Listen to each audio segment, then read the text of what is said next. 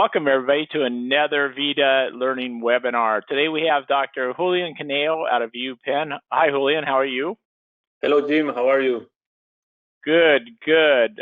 Thank you for doing this for today, this wonderful day. Today Dr. Caneo is going to go over digital implantology, clinical acceptance, and patient outcome for long-term success, which is of course the goal for treating a patient with implants, especially single unit implants, restorative implants. A couple things before we get going, just to remind everyone, we are going to have your phones on mute. So if you do have any questions, we'll take the questions at the end of the presentation. So on that panel on the right-hand side, go to the questions, type in your question, and then in that box, and then go ahead and send that, and then we'll read those at the end. During the meeting also as well, if you do have any important questions that are just pertinent to that one specific, I might interrupt Dr. Caneo and ask him that. And then also your recording after this webinar, you can go back and visit today's webinar on our VITA YouTube channel. Give us a day or two to post it, but we will record it and it will be posted on our channel. Dr. Julian Caneo, he obtained his doctorate degree from the Universidad Latina, Costa Rica in 2005. Completed training as a prosthodontist in Mexico in 2008. He's a visiting scholar at the Department of Preventative and Restorative Sciences, University of Pennsylvania, Philadelphia, of course. Practices clinical dentistry and conducts extensive research at UPenn, and is currently the clinical CAD/CAM director of UPenn. From his research and experience, has written several peer-reviewed articles and studies.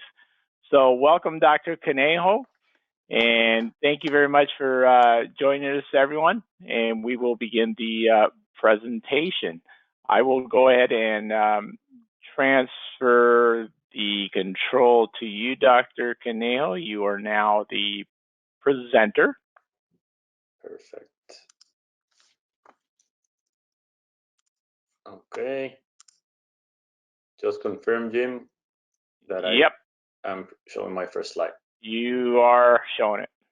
Excellent. Thank you. Well, Jim, thanks a lot for the invitation once again, and thanks to everyone joining us today.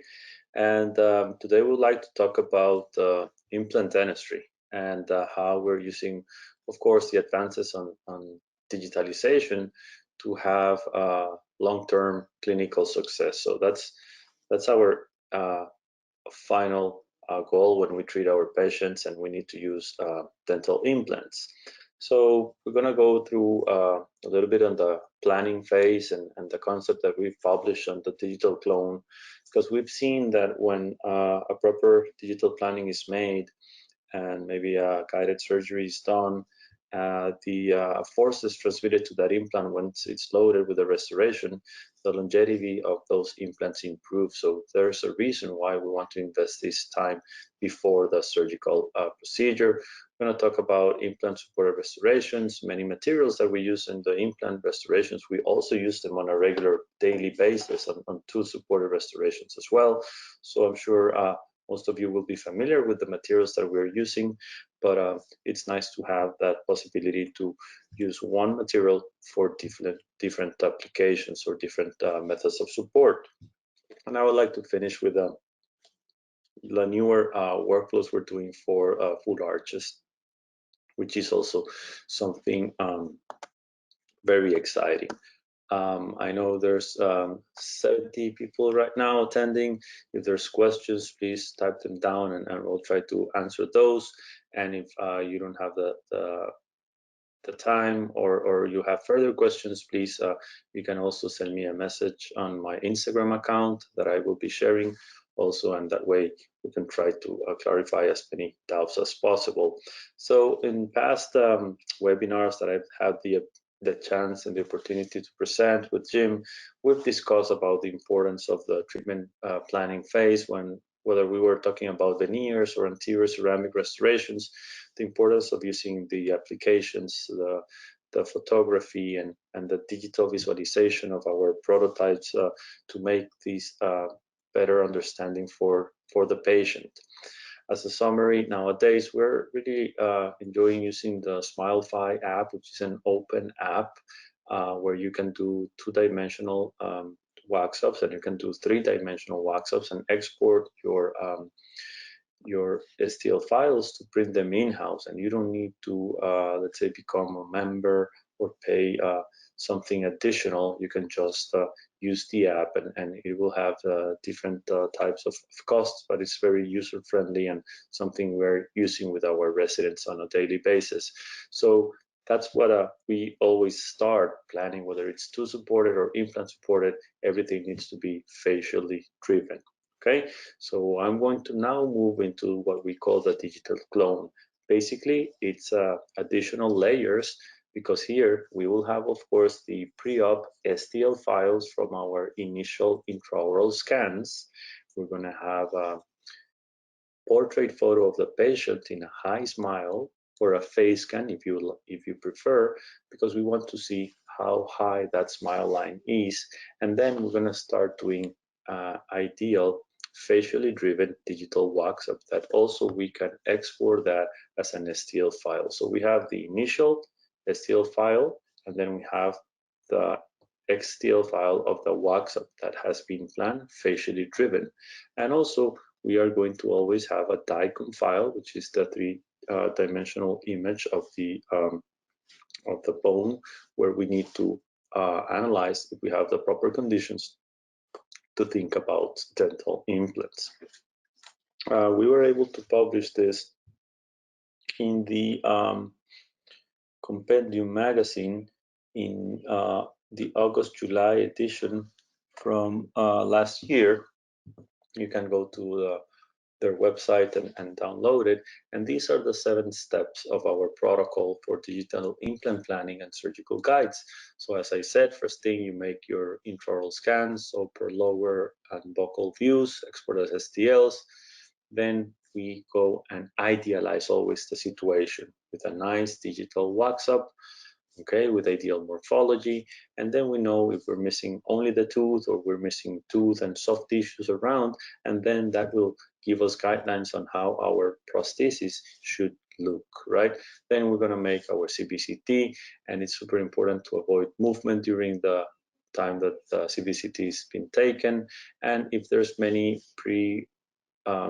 at the pre-op situation, many PFM failing restorations, maybe sometimes we need to remove those, provisionalize with a radiolucent material, and that will give us a cleaner CBCT. Once we merge all that, there are many softwares nowadays that are super user-friendly. We're going to select from our libraries our implant type, and then we need to assure compatibility between the surgical kit, the implant systems, and the sleeves before we print the guides.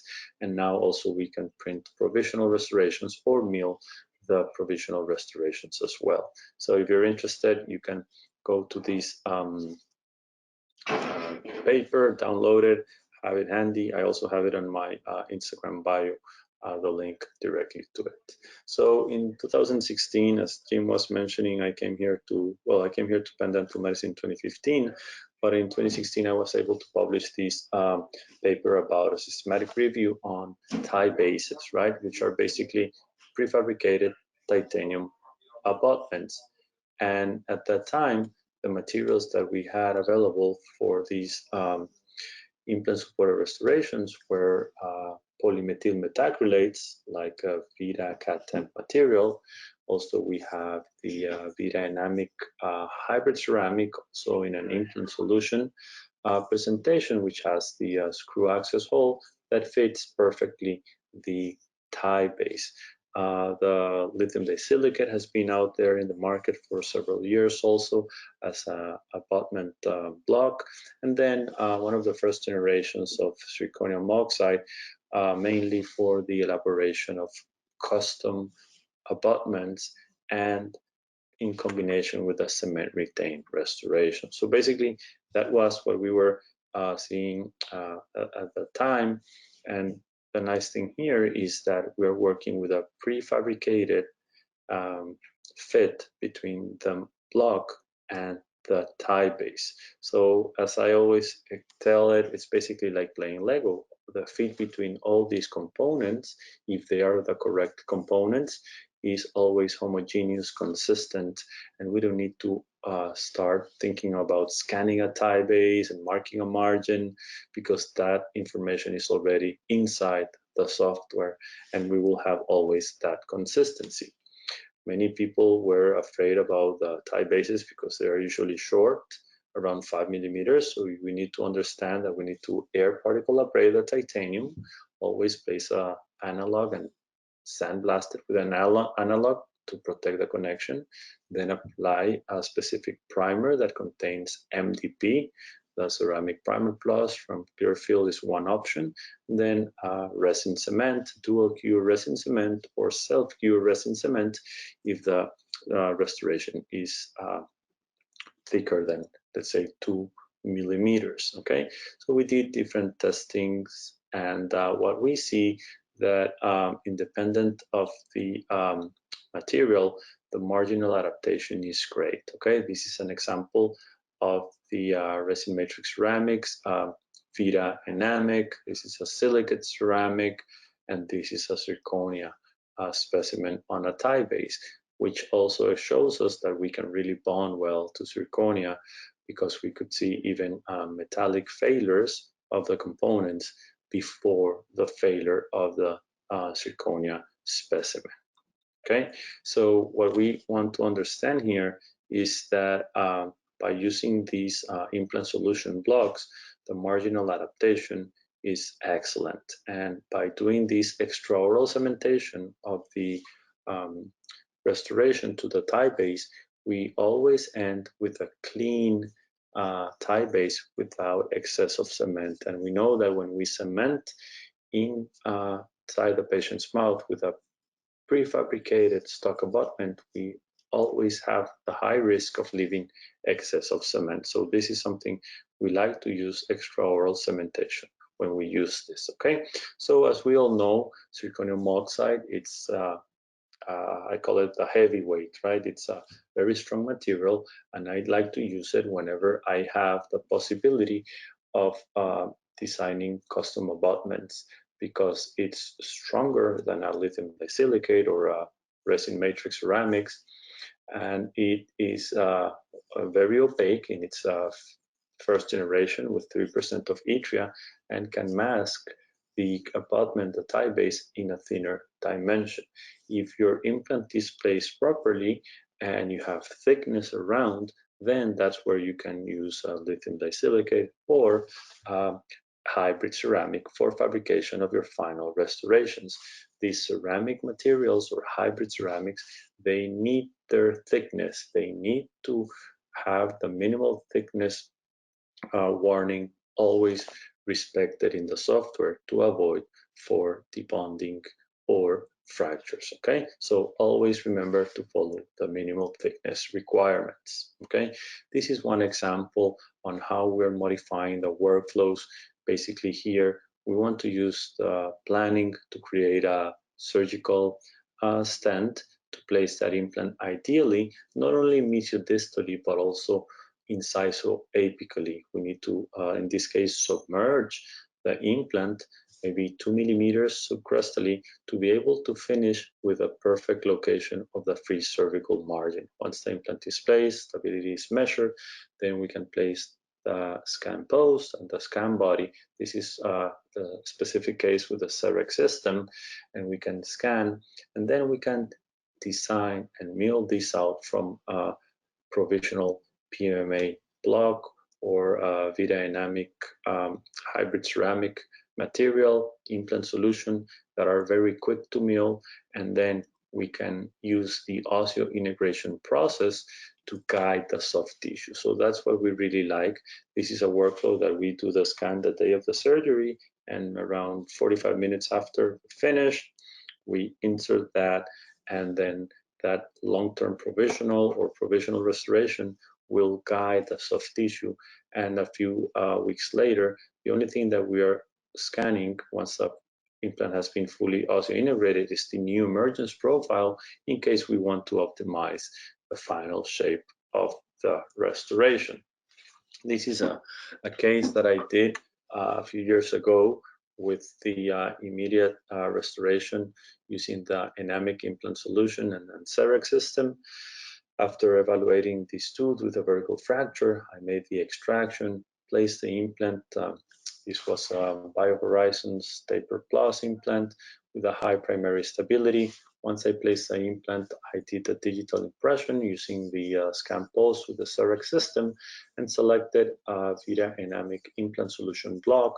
So while I was milling this restoration that could take about maybe 15, 18 minutes when it's an implant block, takes usually a little bit longer than when it's a tooth-supported restoration. I will be placing a straight healing abutment, and I will be grafting the gap between the implant and the buccal plate. This is a small particle xenograft material, and then I will be bonding the enamic restoration to the thigh base extraorally, and it will actually help me to contain the grafting material inside the socket. So I remove the straight healing abutment and start placing the screw retain VITA enamic long-term provisional restoration. This is a case I did in Costa Rica a few years ago, and it's important to understand that when you want to use the enamic implant solution blocks, they have a modulus of elasticity of around 30 gigapascals. So you need to respect minimal thickness so they are not so thin so that elasticity doesn't affect on the bonding. They need to have the thickness required in able to be stiff enough to have a proper bonding as well. We published in the JPD that our protocol is the same as VITA explains: hydrofluoric acid etching for 60 seconds, clean with water and air, and then apply a silane coupling agent to be able to bond this enamic restoration to the thigh base strongly. And then when I went back and saw the patient maybe a year ago, you can see super clean soft tissues and the same restoration delivered that day. When I go back, is the same restoration that has been there for almost 2 years now. So the value I see here is the time during the procedure. I don't need to crystallize, I don't need to glaze. I can just manually polish and deliver these long-term provisional restoration or final restoration. Of course, if it's weeks after the implant placement, of course, I have the ideal tissue support, and then I'm assuring that's going to be my final restoration. So we like to use that material, as I explained, due to the ease of milling and simplicity and speed, but also for final restorations, we like to combine using monolithic zirconia in many of the cases. So after making a extraction, implant placement, surgical guide, with a surgical guide and provisional, I'm going to want now to explain my scanning protocol. Immediately after taking the provisional, I'm going to start scanning the upper arch, in this case, the soft tissue from the outside and in the inside, like when we customize a open tray impression coping, for example. Then I will be thinking about a scan post. But first I want to scan that ideal emergence profile that I created with a provisional. And with these two files properly stitched, I can design this restoration that really follows the architecture of the soft tissues. So when I try this in, I'm not pushing the tissue, it's not hurting the patient, but also I can have proper thickness around the titanium insert. When we want to use newer generation of zirconia, more translucent zirconia, we need to mill nowadays still from a disc. So here I will be scanning and sending out to a lab that will be milling maybe 4% ITRA stabilized type of zirconia, like the ST generation or the super translucent generation of zirconia. whenever we want to go with monolithic translucent zirconia restoration.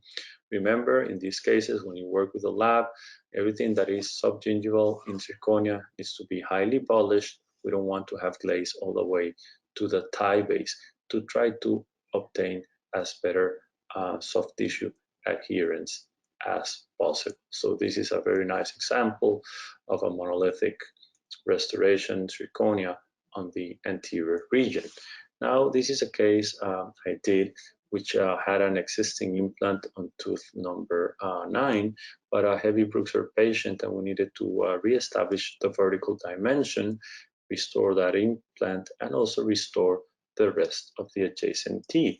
It's important to understand that nowadays in different systems we have the ability to have 2 different heights for central incisors. When the implant is, let's say, deeper or canine, we might use the longest one. When it's implant that it's less deep, then we can use the shorter one. This is from the CMV Zimmer Biomed catalog. Here is a quick video.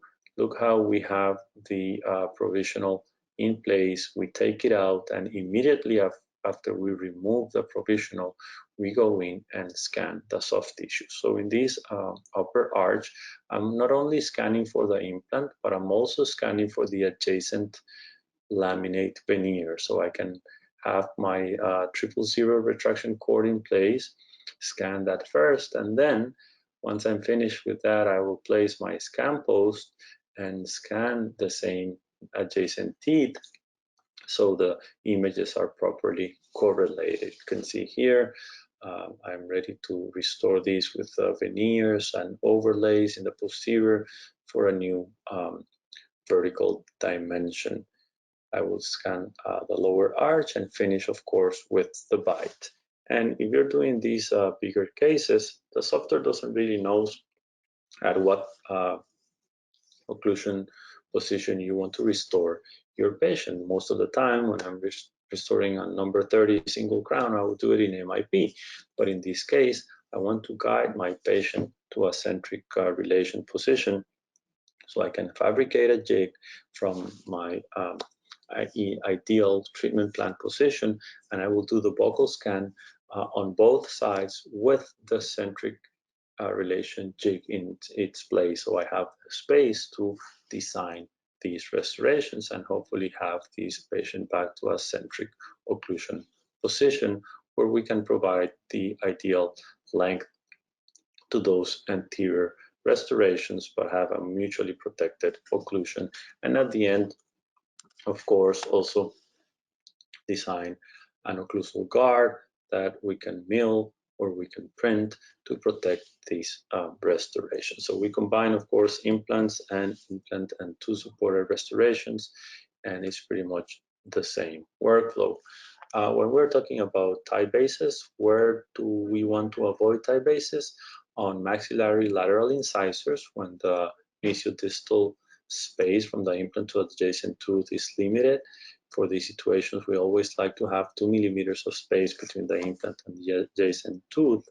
And these are some graphs that we made for a publication that we're waiting to come out. But this is the ideal 3-dimensional implant position to have success with tie bases and monolithic restorations. We want to have a good distance of 2 millimeters from the facial part of the implant to the bone to bone, and also 2 millimeters from the proximal surface of the implant to the adjacent teeth. Also, here it's important that we don't only keep that distance to the facial aspect, but also that we always have the implant placed deep enough. We need a minimum of 3 millimeters from the pre-cervical margin to the platform of the implant to have that sufficient vertical running room, because as you can see, most tie bases at a minimum have a color, a metallic color of approximately 1 millimeter. So between 3 to 4 millimeters implant depth is needed to be able to have sufficient vertical running room and customize the emergence profile. As we use the CEREC system, now we also combine it whenever we need to use a custom abutment. Like in this case, we have these scan post. This is an IO flow scan post from Atlantis, and we're going to scan and send this out, and they will be designing the custom titanium abutment, and then we receive the core file. I really like this workflow whenever I think I need a more robust titanium abutment and not a tie base. So here I'm receiving their core file, and I'm using MTL block. This is a monolithic zirconia with 4% of yttria that could be milled in the CEREC unit and can be speed sintered as well. And this is a multi-layer, so you can place it in different positions depending on what you want, and the fit is ideal with your custom titanium abutment. So if I'm going to do a cement retain restoration, I'm going to design those margins in the posterior teeth to be equi gingivally. When it's a custom abutment that follows the shape of the tissue, I have a better control of the cementation process. This is another example of other technologies that we used. This is a great surgical procedure done by Dr. Weil Slim while he was doing his residency at the perioprost department. And if you're going for an immediate implant, place it, but never compromise a three-dimensional position, because you're gonna get stuck with that wrong position. So if you can place it the same day in a perfect position, go for it. If you need to jeopardize the position to obtain primary stability, don't place that implant, let that socket heal and place it on a second stage, because you will keep those restorative complications with you if the implant is placed too far distally, too far mesially, or not deep enough, as we said. This is the encode healing abutment from Zimmer Biomed, which I really like, because you place it the day of the surgery, you leave it there, and once 8-10 weeks have passed and the implant has a nice surrounding bone form to it, you just need to scan the same healing abutment, and this will give you the coordinates where the implant is placed. Once you do that, you will export these and send to an authorized Bellatech lab, and then they will go ahead and design the custom abutment. It's very important as clinicians, if we're working with an external lab, to give them the information as clean as possible. So this is a screenshot of the upper jaw. I need to make sure that the occlusal surfaces are screened properly, and the facial aspect as well, to be able to have a nice stitching. Once this is properly stitched, then the lab can design a custom abutment, cement retain crown, and if it's zirconia, we can have these screw access hole, because the material is strong enough that can have these screw access. And this is an example of a screw mentable restoration. Something that I like is to have retrievability as much as possible. So this is a nice workflow, of course, when the position of the implant is placed properly. And you can see here, conservative surgical approach, no flaps, no sutures, and we have nice keratinized tissue surrounding our restorations. But sometimes the planning is not done well, or the surgery is not properly executed if there's not a guided procedure, and we can have these type of complications. And this is a case that we had to troubleshoot, because the traditional analog impression technique with open tray was not possible, because the components were hitting to each other and they were not able to insert those. So I ordered some scampos. These are the ELOS scampos, are available for different implant systems like Nobel, BioHorizons, for example. And they have this bevel on the occlusal surface, which you cannot modify, but the cylindrical portion of the scampos you can modify if it's needed. Here I'm creating a concavity on the area that the articulating paper is marking, to be able to fully seat both scampos at the time, and then I'm able to place them properly, completely seated, the bevels facing towards distant of the interproximal surface of those two implants. Never touch the occlusal surface, never touch the bevel part, because that's what tells the software where the implant is positioned. But of course, on the cylindrical portion, as these are plastic, you can make those modifications. Shade selection, always we guide ourselves on value. Photo in black and white will tell us if the value selected is the correct.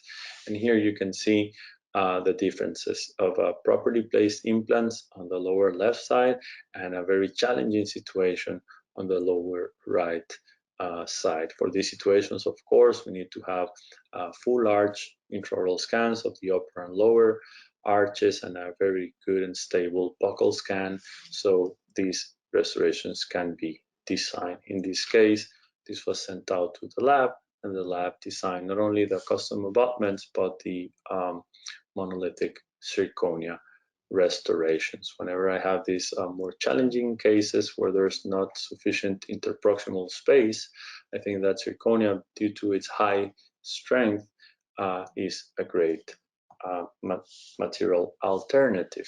And now I would like to switch to the topic of the edentulous patient, which is something that we have been always enjoying to work due to the big changes on the life of the patients, as we can enhance their quality of life, whether it's with movable prosthesis or fixed implant supported restorations.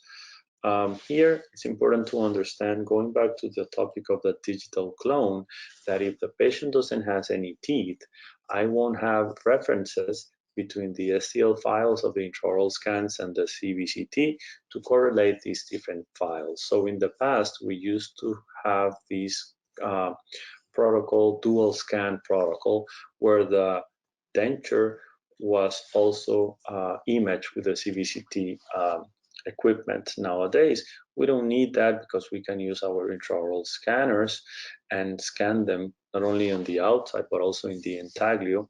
We need to place these markers, which are these stickers with radiopaque balls, that once you make the scan, you're going to place them in the patient's mouth, make the CBCT, and then now we have the ability to correlate the initial intraoral situation without any teeth, if that's the situation, by using your dentures, and then start prosthetically planning the best position for those implants. And remember that most of the complications on full arch implant supported restorations is because there was not a good analysis of the prosthetic space. No matter what material we select, if it's a titanium framework with acrylic denture teeth, if it's a zirconium framework, monolithic, each material needs its proper space to be able to survive. This is one example that we saw with VITA Vigo teeth. This patient had a failing fixed dental prosthesis with extremely high mobility, and if I aim to go for an alginate impression, I'm going to extract those teeth or that prosthesis, and it's going to be a difficult day in the clinic. So here, by using the intraoral scanner, I'm able to impress this without touching the failing restoration, as you can see here, trying to get as much of the palatal as I can.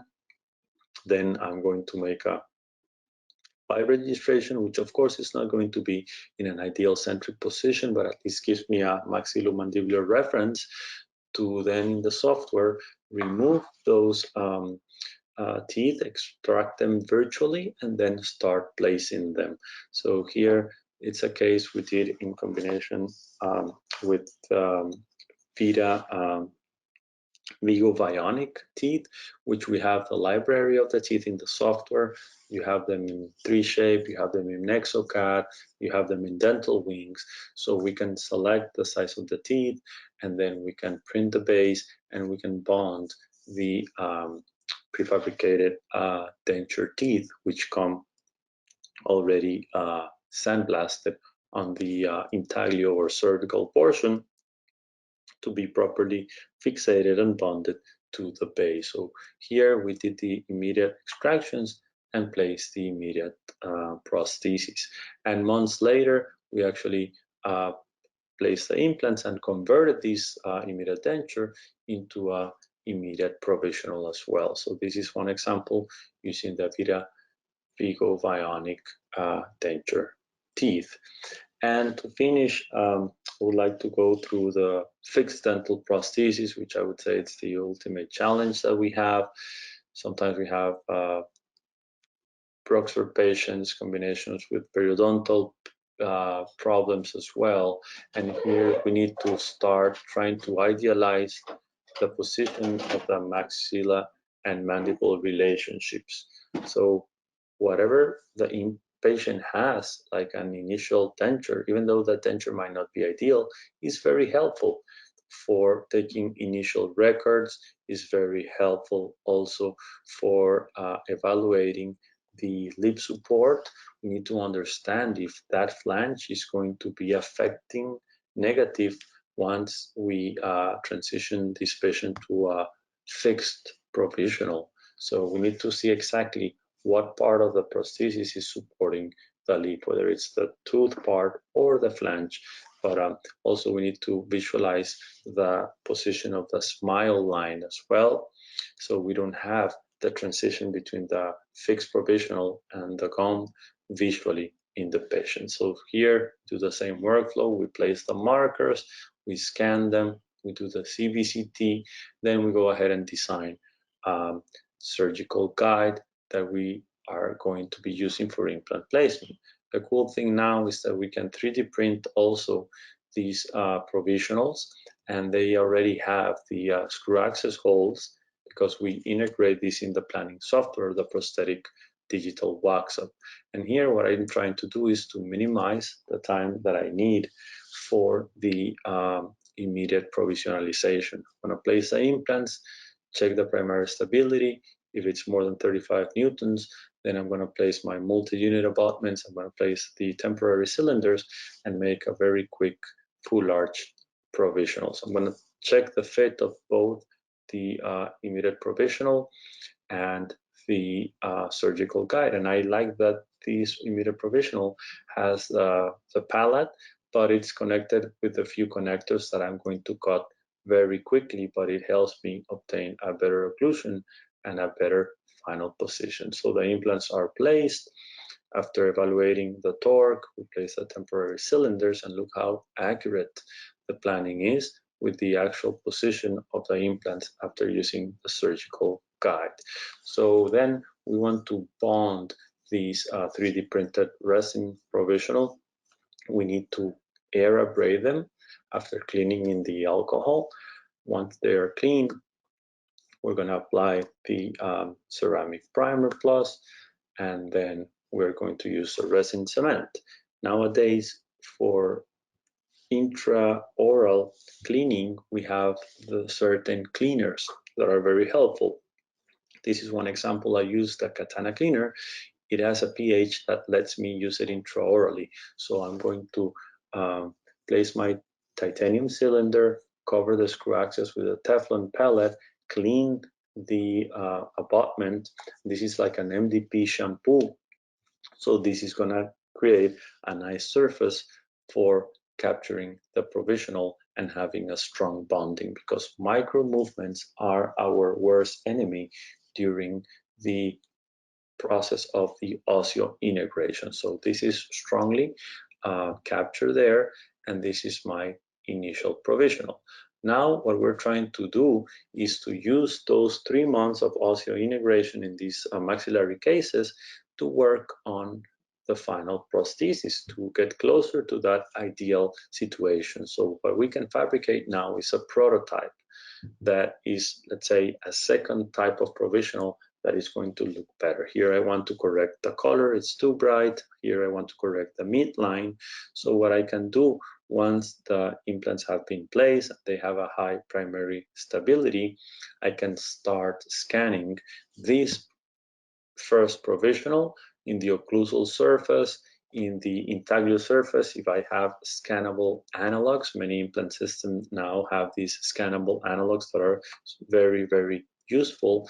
And of course, I will be placing the scan post on top of the multi-units to scan the position, the final position of the implant. So from this source of information, now we can start creating what we call our prototype, which would be a second, let's say, provisional, which is much closer to what we're looking for in our final restoration. So here we can check going cross-section around all the prostheses to see if there's any area that I might have reduced thickness that I want to reinforce, giving more volume. Now I'm not going to use the traditional temporary cylinders. I'm going to select in the software the non-engaging multi-unit level tie bases, and these will give me a nicer occlusal surface and much more cleaner intaglio surface as well. So if you see that in the soft tissues there are certain irregularities, what I do is that I anesthetize the patient, I flatten those irregularities in the soft tissue with a diamond burr. You can use a laser, but this is the moment to idealize the soft tissue condition. So here on the intaglio surface of this prototype, I'm also smoothing out in the design phase, avoid having extreme irregularities, because when the patient cleans, it's not going to be possible to remove everything on the intaglio if we have concavity. So you want to have a nice and flat surface there. And now we can print this prototype that we will be bonding to the tie bases. And now I've corrected the midline. I have a shade that it's closer to what the patient has in the lower arch. And then 3 months later, once I check the osseointegration of all the implants, then we can move forward with the elaboration of the final prosthesis. But we have already a very close idea of where we want to have the teeth, the space that we have, and we're just going to change the material. So we've been using monolithic zirconia in full arches, and we understand that zirconia is a very strong material, but it doesn't bend, right? It doesn't behaves well when there's not a perfect passive fit. So we know that titanium alloy has a better force distribution. And now what we're trying to do is to combine the best of both worlds to create a really strong and safe design for our full arch prosthesis. And here, what you're seeing is the final restoration, which is basically a titanium framework or chassis, like a car chassis or a truck.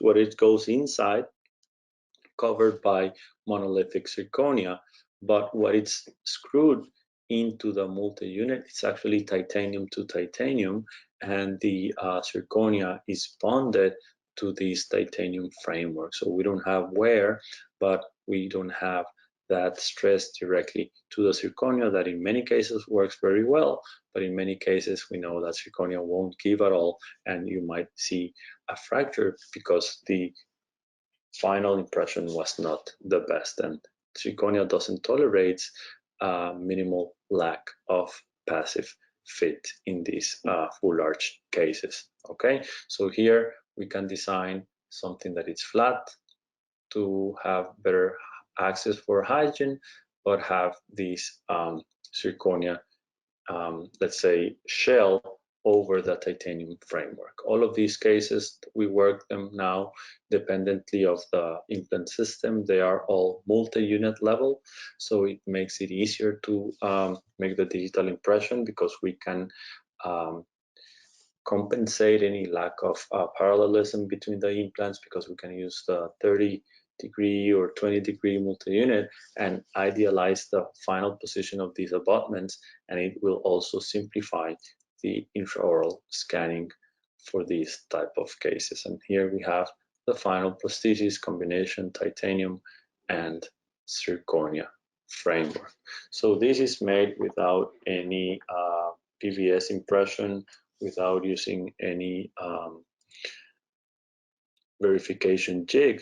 And we can see now that if we understand how to take a digital impression in full arch by doing linear movements, by trying not to overscan and trying to keep your file as clean as possible, we can have a very nice marginal adaptation with just the use of an intraoral scanner, which has a high accuracy for full arches. Not all scanners can do that. Not all generations of intraoral scanners can do that. But we know now that with confocal microscopy technologies like CEREC Prime Scan or Trio's 3Shape, we are able to get this type of results. So this is, I think, a broad explanation of how we can introduce these digital benefits for our patients with implant-supported restoration. So as I said, simple cases where the implant position is good, you can use the implant solution blocks from a PMMA provisional, from VITA Dynamic implant solution. That works great whenever we can maintain the minimal thickness required. And if you have a more challenging situation where you might not have an ideal space, then zirconium oxide is a great alternative. And I want to share here my Instagram account, dr.julianconejo. If there's any questions, comments, if you have any upcoming case, you would like to ask me something, feel free to send me a personal message there or to my email, jconejo@upenn.edu. So Jim, let me know if there's there are any questions in the chat, and we can go through those.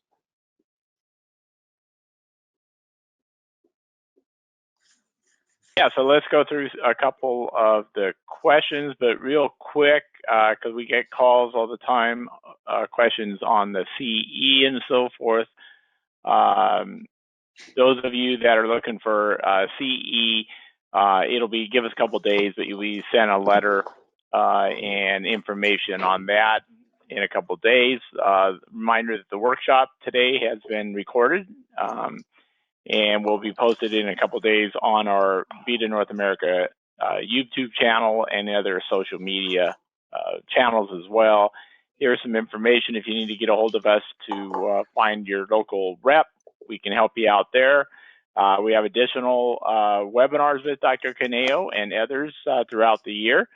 So please visit us on our website and see what's coming up.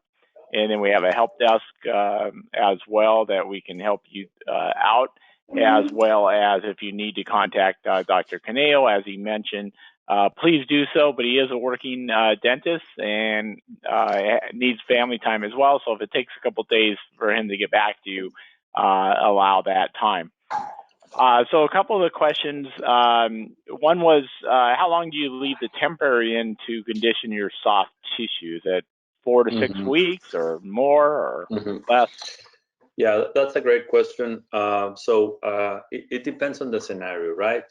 If I have immediate implant placed today and I'm going to place a provisional, I still need to wait for the osseointegration process. So if it's in the maxilla, I will always wait 3 months, maybe in the mandible, you can go for 2.5 months. So those are the minimums. And if I did an extraction and maybe there was a soft tissue graft, I would like to maintain that provisional ideally for 4 months or more. If you have a good provisional that is screw retained, your patient is confident with it, then I don't have a big deal or a problem by maintaining that provisional, right? If the implant, let's say, was placed and it was referred to me, but the implant has already been placed maybe 4, 5, 6 months ago, it's already osseointegrated, but there's no soft tissue architecture there, I just have a flat soft tissue, then yes, I can create this provisional to guide the soft tissue and just wait maybe 3 to 4 weeks because it's just reshaping of the soft tissue. So those are the two scenarios, but as much as we can provisionalize from day one when we place the implant, that just saves us a lot of time and gives us a more mature tissue in that position. All right. Another question is, do you prefer screw retained or cement retained, and is there a difference in the clinical success between the two? Sure, that's another great question. So we know from the studies that traditionally elaboration of screw retain implant restorations are more technique sensitive, and there are more possible, complications like open contacts, like chippings, like not fully seating the whole restoration due to slightly discrepancy between the axis of the implant and adjacent teeth and so on. I think that with digital implantology workflows with tie bases and these implant solution blocks, this has become easier to do, less expensive as well, but it really depends on the three-dimensional position of the implant, and that's the key point. That's why we like to use guided surgery. I know everyone here can place an implant free-handed. I get it, but I know that I can place it better and closer to the restorative plan if I use a surgical stent. So every time that the implant is placed properly and I have a good emergence of the screw access hole, I would go for a screw retain restoration. Now, if I'm compromised on that aspect, then I need to create a custom abutment, whether it's a zirconia mesostructure bonded to a tie base or a full titanium abutment like the Atlantis abutments that I show. And then in that case, I will go with a cement retain restoration to help correct that discrepancy between the implant axis and the restoration axis. If I'm doing a cement retain crown, I will always cement it only on a custom abutment that follows the soft tissue in the facial aspect, on the anteriors, bicuspids in the maxilla, design it 0.5 millimeters subgingivally, and in the palatal aspect, always at the gum level. Place a retraction cord, and if you have proper retention and resistance form with your abutment, you don't really need to use a full adhesive cementation protocol that might be a little bit more risky on the removal of that excess of cement. So I think both options are needed. Whether you like more screw retain or more cement retain, I think both have great indications. All right. Another question is the titanium substructure, that case that you just showed on the zirconia restoration or for subframework, only necessary for cases that use digital impressions. So would you use that design on a traditional case as well? Yeah, I wouldn't say that. It's a great question, and it's something we're working a lot now on. I wouldn't say the reason of the decision of the design is due to the impression method, but you need to check for the history of the patient. How many times we have a patient coming, let's say, with a hybrid prosthesis with chipped acrylic teeth or dislodged or debonded acrylic teeth on the titanium framework. I know already that there the street light is in yellow or in red, right? I know that this patient might be a clencher, grinder with certain parafunctions. So if I see that I might have these complications, if I see a patient with very pronounced masseter muscles with a lot of forces, then I might avoid the full zirconia and go to this design. So whenever you feel that this is a higher risk case, I would implement this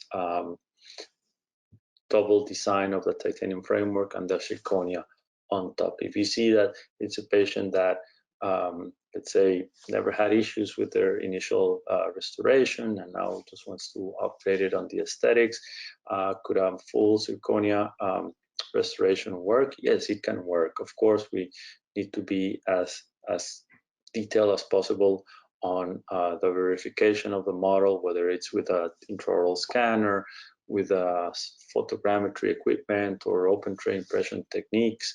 Always designs mill something as rigid as possible to verify how close you are with that. And when it's multi-unit level, we have a little more, let's say, forgiveness if there's a little discrepancy between the position of the models and the position of the implants in the patient's mouth.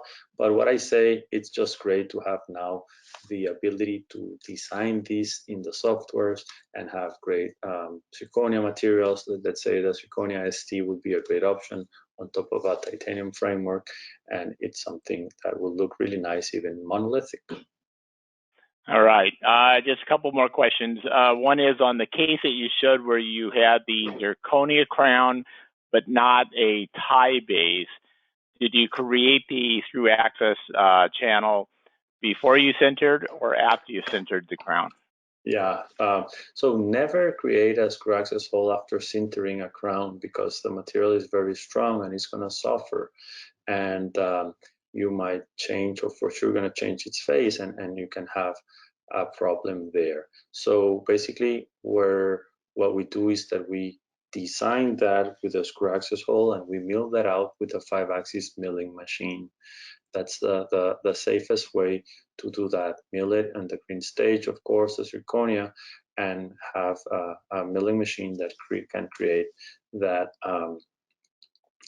screw access hole. We did a thesis with one of our residents a few years ago using lithium disilicate, and we saw how the material will suffer whether you create that screw access hole before crystallization, and even more after crystallization. So the more rigid or harder the material is, if you make a hole through it, you're going to affect it much more. All right, and then last question always comes up is where do you get the radio opaque markers from? Is it Midmark, the company? Please send me a Midmark, right? Please, if you send me a text message, I will respond with the link. But they are very, very useful. They stick well, and they also help to place them in the palatal, for example, and wherever you're having issues scanning, they give good guides to the scanner. So I've been using them intraorally as well. It's good. It's something good to have around there. All right. Well, thank you very much, Dr. Caneo, for doing today's webinar. Any last minute comments or anything like that? I really enjoyed the session with so many great questions, and you just can tell that everyone here is into it and doing this type of dentistry, and many of the things we might be presenting, everyone is doing them on a daily basis, but sometimes just by confirming that we're doing the correct thing, I think it's worth it to invest time on CE. Jim, thanks for having me, and look forward to seeing you in DS World in Las Vegas shortly. And thanks everyone for spending your time today with us. Yes, thank you very much for spending the time to do this webinar, Dr. Caneo. Thank you everyone for joining us today, and have a good day wherever you are. And this will conclude today's webinar with Dr. Julian Caneo. Thank you. Thank you.